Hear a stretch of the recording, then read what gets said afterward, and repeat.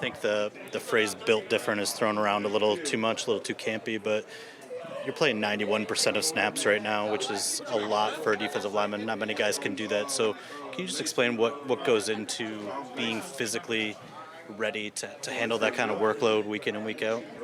Yeah, for sure. I pride myself on how I work in the off season and how I really take care of my body all throughout the year, and that kind of sets me up to stay away from those injuries that keep you out week to week and really have me in there and feeling fresh for a lot of those plays. So I take a lot of pride in it. I'm happy to be out there all the time, and I always want to be out there with the boys, so it's fun being out there, but I really pride myself on working hard in the off season to prepare for this long year. What adjustments did you make this offseason in terms of weight add, muscle add, just adjustments from your rookie year of what you needed to do a little bit better? Yeah, I probably, from a body comp standpoint, I probably gained like 5 pounds. Probably like 7 pounds of like good weight, and it has me feeling good. And I came into camp a little bit heavier, wanting, because you know how it goes throughout the season. You lose a little bit of weight, and last year I had a bunch of like illnesses that like I was losing weight like that. So I was preparing for this year. Diet change at all? I know last year was a lot of sweet potato fries and chicken Caesar wraps. Did you adjust that at all? Yeah, I can say I haven't had a chicken Caesar or a chicken finger pita in a while. Even though those things are elite, but I got priorities now, and I know what to put my energy into. So nutrition is huge now. You started doing some yoga or meditation or something like that too? Is that part of it? Like body sort of... Yeah, I've been doing yoga and especially meditation for a few years now, so that wasn't too much different. I would just say, it was my first NFL offseason, so having a lot of time, and it was time well spent. What's the challenge of giving your all this early in the season, but making sure that you don't overexert yourself, so that come December, January football, you're still capable of being? For sure. Yeah, sometimes you're out there and you're in play 70 and you're like, damn, I got 16 more games after this. Sometimes I question myself in those moments, but I just got to stay in the present moment, and that's what kind of gets me out of that. You can't think about week 17 and week 2 when, because every game is so important, and you just got to, when it's recovery time, it's recovery time. When it's game time, you got to go. It seemed like to the naked eye that they were moving you around a little bit more, standing up or over the center, kind of different spaces. How does that help you? What did you make of just the way, and do you expect that to be something going forward to keep the defense? Yeah, for sure. No doubt. Yeah, I like moving around, because I can rush inside, and I finally, I feel like I've got a lot of confidence with it this year compared to last year, and now it's something that I kind of want to do. If there's a not so great guard, I want to be the guy to line up on him and attack him and attack the weakness of the O-line. So I think it's just a lot more confidence this year on the edge, on the inside, everything that makes me very versatile. So the confidence in it, can you explain the difference between rushing inside versus rushing outside, what you have to accomplish? Yeah. Rushing as a 3 tech, it's tight spaces and everything hits a lot faster.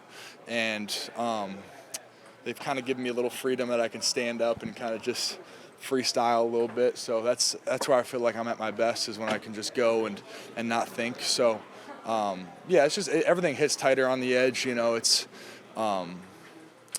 obviously you have a lot more gaps that you got to look after, and because if you hit a big edge rush, then you can step up, this and that. So it's just different variables. More freedom inside a little bit. A little bit.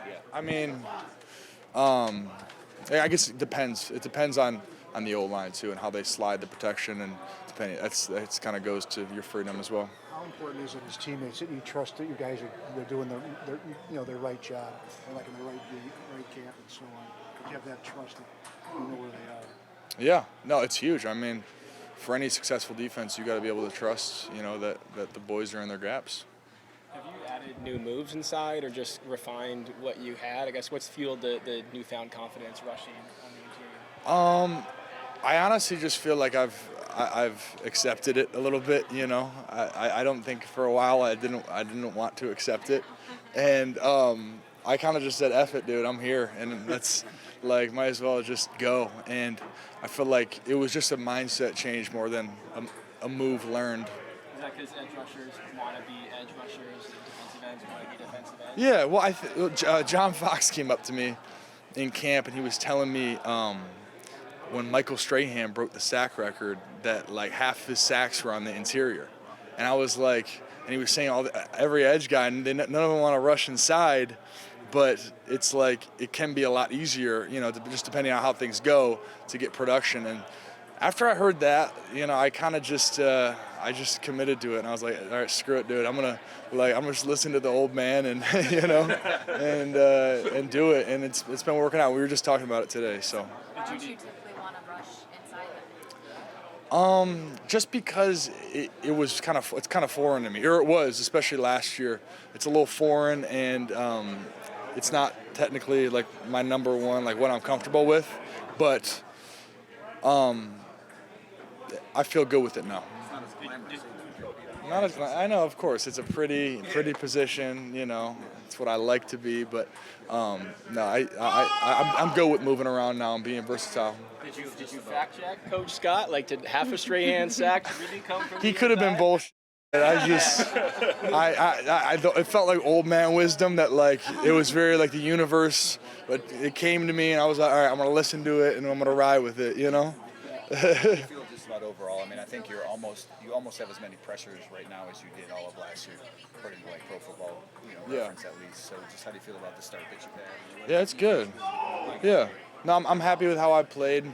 I feel like I'm getting better every week too, which is good. But yeah, man, every time we play a game, I feel like I get so much better, and I'm gonna continue to do that. And I'm happy with how I played, but.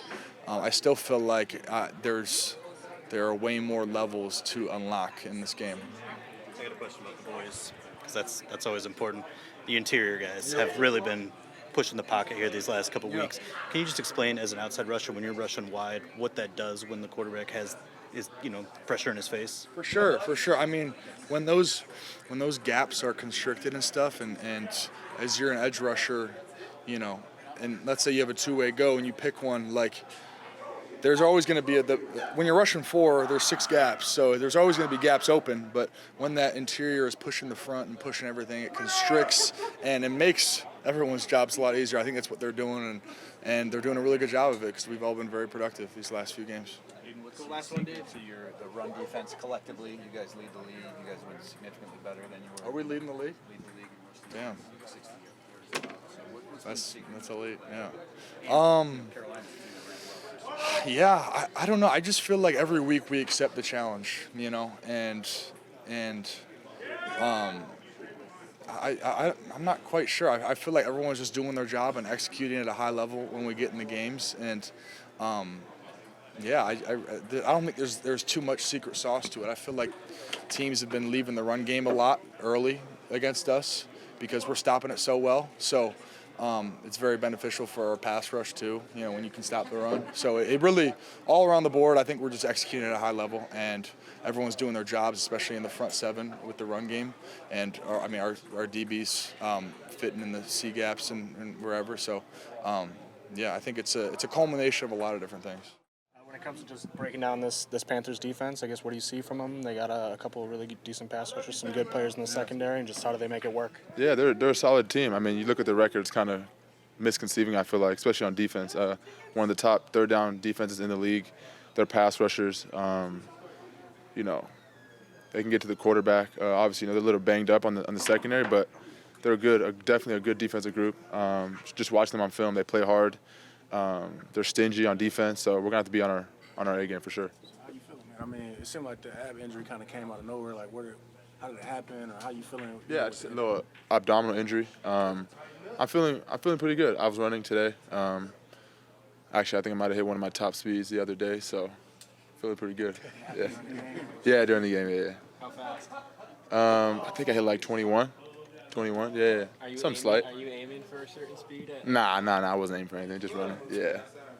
With the injury, is it a pain management thing? Is it a mobility thing?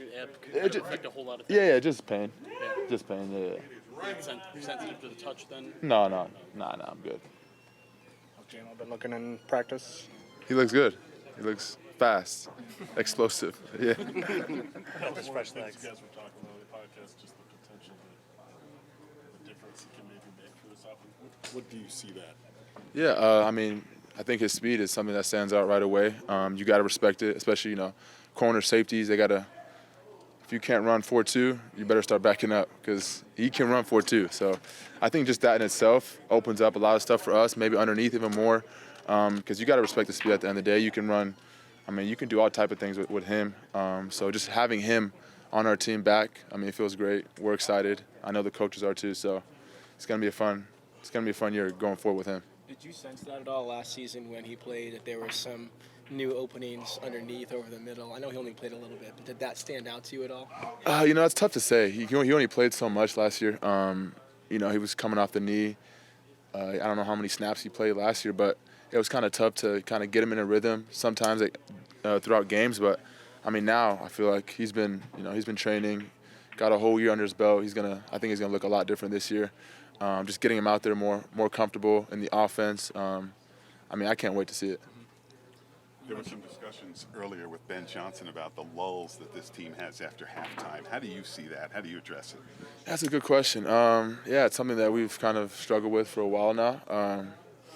But for me, it's like, coming out of half, you want to have a good series. You want to have a good, drive start. But at the end of the day, you get, I don't know how many drives. Say you get 12 series a game. Just because you have one out of half that wasn't well, it's not going to determine, the outcome of a game. You can get one the next series after that. So it is nice to come out of half and, start the game strong. But at the end of the day, like I said, if you make the most out of your 12, say you get 12 a game, if you make the most out of the 12, you should be fine. Obviously, like I said, we want to be better at that, but we just got to keep doing our thing, I think. And, maybe if we try not to focus so hard on it, we'll be better. But it's definitely something that we got to be better at. Having said all that, how close is this team to perfect? I think we're far from perfect. We got a lot to work on, a lot to do, and that's what I think makes this game so great. Every week you can have a really good game, maybe blow a team out, or you can lose, and there's always stuff you can get better at. And that's something that I love about this sport is you're always chasing something. You can never be the best, and that's what I love about the game. How do you feel about the way your team's been able to close out games, just keep the ball and not give it back? Yeah, it's been great, especially on offense. A lot of times, defense is trying to close out the game, trying to stop them. But we've been fortunate to close out the game on offense in our victory formation. So that's the best formation in football as an offense. We say is that victory formation. So to be able to close out games on offense is super nice. It's rewarding, but we got to continue to keep doing our thing, executing and preparing the way we do. You broke down how you kind of used a tendency to get Rasul Douglas to bite on that one play on your touchdown. As you get deeper and deeper into the Ben Johnson offense, do those opportunities become more available because you've shown so much, so now you can use almost more deception in a way? Yeah, the more you do, I think the more you can build off, especially the type of offense that Ben has. We make so many things look the same, and so we're able to make it look the same until it's not. He does a great job of that. So, if we just listen to him, because he does a great job of designing plays, looking at film, studying the other team. He rigged that whole play up. It was ready last year, like I said. He just never got off the play call sheet. So he does a great job of mixing things up and, like I said, making the same plays look the same, and then all of a sudden they're different. So he does a great job of that. How often are you involved in that process? Maybe coming to him and saying, hey, I see this corner doing this. Can we maybe work off of that? You know what? I wouldn't say not too much, especially not during the week. Maybe during the game if I see something, I'll come up to him. But honestly, not too much. Like I said, I trust him. I know he's up there countless hours studying film, more than I am. So he probably knows more. What I'm about to say you probably already saw. So, like I said, maybe in the game if there's something that I'm seeing, I'll tell him. But for the most part, I let him do his thing because he does a great job. On Monty, what have you learned about him as a teammate, and what did you maybe not know about his game that you've learned about his game so far? As a teammate, not as a person, right? Yeah. I think as a teammate, I feel like it's just my personal opinion. A lot of you guys don't get to see everyone's, their side outside of football. You guys just see us on TV. So I think for you guys to be able to see him, I mean, he's a funny dude. We all know that, but some outsiders might not know that. But I love David as a teammate. He's awesome. I mean, he cares about all his guys. Selfless. I mean, does everything he can for his teammates. I mean, I love him. One of my favorite teammates on this team. Definitely, he's awesome. And he run the heck out the damn ball. So. You expect to play? That's my goal. Yeah. Yep. What's it mean to you and your fellow receivers to have a quarterback like Jared Goff that's so accurate, not just hitting you in stride, but also keeping you out of danger when you're coming across the middle of the field? Yeah, I'm fortunate. We're fortunate. Yeah, I can't remember. I mean, I haven't been hit too many times on one of those, across the middle, like you said. That's just a testament to him making good decisions for us, taking care of us. I mean, he can see the field better than we can when we're running certain routes. Looking back at him, he can see what's out in front of us. So he does a great job of keeping us, trying to keep us upright, throwing the ball away from defenders, and then not throwing it, into some traffic, like you said, some bad situations. So we're just fortunate to have him, definitely.